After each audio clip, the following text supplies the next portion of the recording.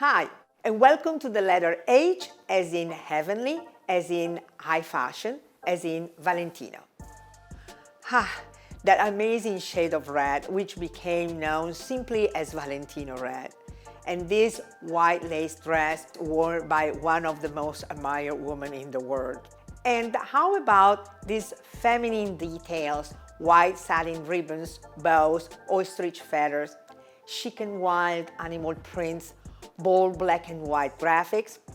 Well, they all welcome us into the world of Valentino. A great couturier and an unbeatable master of his métier, Valentino Garavani was born in 1932 in Voghera, a small town in northern Italy. At the age of 17, he moved to Paris to study at the prestigious École des Beaux-Arts. He became an apprentice at Jean Dessay's atelier, where he would work for 5 years. After a brief stint at Guy Laroche's fashion house, Valentino eventually returned to Italy in 1959 to set up his eponymous label in Rome's Via Veneto, the epicenter of La Dolce Vita. In 1960, on Via Veneto, Valentino met Giancarlo Giammetti, and together they started a long-standing personal and professional collaboration that would last until this present day. Giammetti became Valentino's business partner, and he was instrumental in shaping his career and his international success. Valentino's debut took place in Florence in 1962, and the superb couture collection immediately drew the attention of the press as well international socialites and aristocrats. Elizabeth Taylor was among the first celebrities to wear Valentino. The actress and the couturier met when Taylor was in Rome shooting Cleopatra, and the star first wore a long white plissé Valentino gowns in 1961, and here pictured on a dance floor with Kirk Douglas. The former First Lady Jackie Kennedy also discovered Valentino in the early 60s. Here she wears a satin aqua toga-style dress during a visit to Cambodia in 1967. The same year, she asked Valentino to design the dress she wore to marry Aristotele Onassis in 1968, and the picture of the white laced mini dress was published in practically every newspaper and magazine worldwide and propelled Valentino to the acme of his popularity. Jackie O, as she became known, was always a loyal customer and a close friend of Valentino. Together, they even spent summers in Capri and the social season in New York.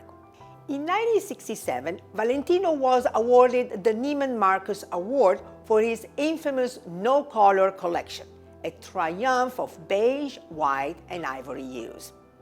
Let's pinpoint some of the influences that inform Valentino's eclectic aesthetic. Incan reminiscences in the 1966 Spring-Summer Haute Couture collection. Middle Eastern and Indian details, such as in the Spring-Summer 1967 Couture collection captured here by the photographer Giampaolo Barbieri. And the black and white graphic looks inspired by the Vienna Secession movement, the Delft ceramics, the animal prints, and a love for the color red, white with splashes of pink. In 1970, Valentino launched his Pret-a-Porter line, and 5 years later, he began showing his collection in Paris. In 1990, he founded LIFE, an association to contribute to the fight against AIDS. A year later, he celebrated the brand's 30th anniversary in Rome with a gala and an exhibition called 30 Years of Magic. In 1992, Valentino brought the show to New York, to the majestic Park Avenue Armory. After the opening in 1997 of Accademia Valentino, a center to house art exhibitions and cultural activities in Rome, the designer thought of something more global. In 2011, very much ahead of his time, he inaugurated the Valentino Garavani Virtual Museum with more than 5,000 artifacts installed in a sumptuous 3D palazzo for online viewing. Next, let's take a look of some of the most famous faces in Valentino creation. Here we have supermodel Iman, Scarlett Johansson, and Jennifer Garner. Julia Roberts at the 2001 Oscar with this black and white Valentino, sparking the trend of wearing vintage dresses for the red carpet events. And again, Sophia Loren, Gwyneth Paltrow, and finally Anne Hathaway, who had the couturier design her wedding gown in 2012. Valentino's 45 years in fashion were displayed at the Ara Pacis Museum in Rome in 2007 in a breathtaking setting, and the glitterati flocked to Rome for a 3-day gala. In October of the same year in Paris, Valentino showed his last Pret-a-Porter collection.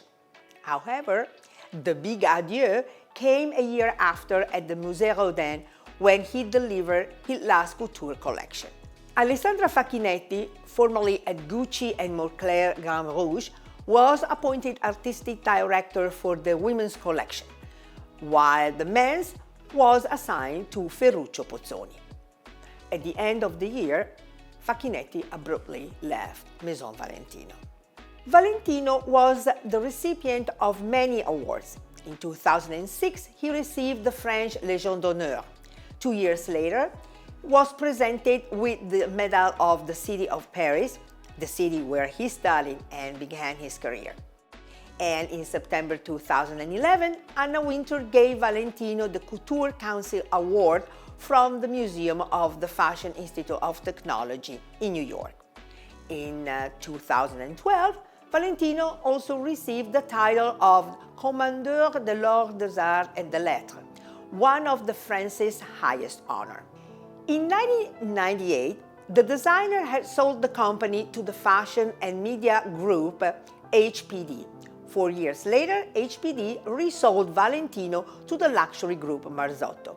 And since 2012, Valentino is controlled by a Qatari investment fund.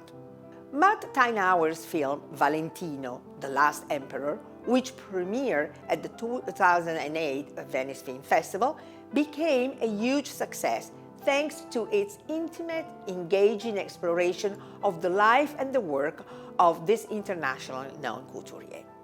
Also in 2008, Maria Grazia Chiuri and Pierpaolo Piccioli, previously designers of the accessories line, were appointed creative directors of the brand.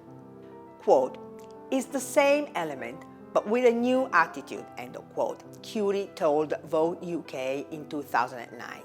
Quote, "Is more cool, modern, and contemporary," Piccioli added. "Very uptown, goes downtown," end of quote.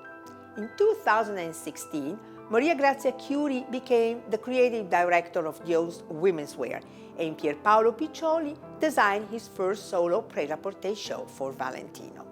Interviewed by the Italian magazine Di Repubblica, Pierpaolo, speaking about his love of the brand, stated, "I first came to know Valentino through photographs and magazine pages, watching his fashion shows on TV in Donna Sotto le Stelle and trying to catch Dalma and Pat Cleveland on the catwalk."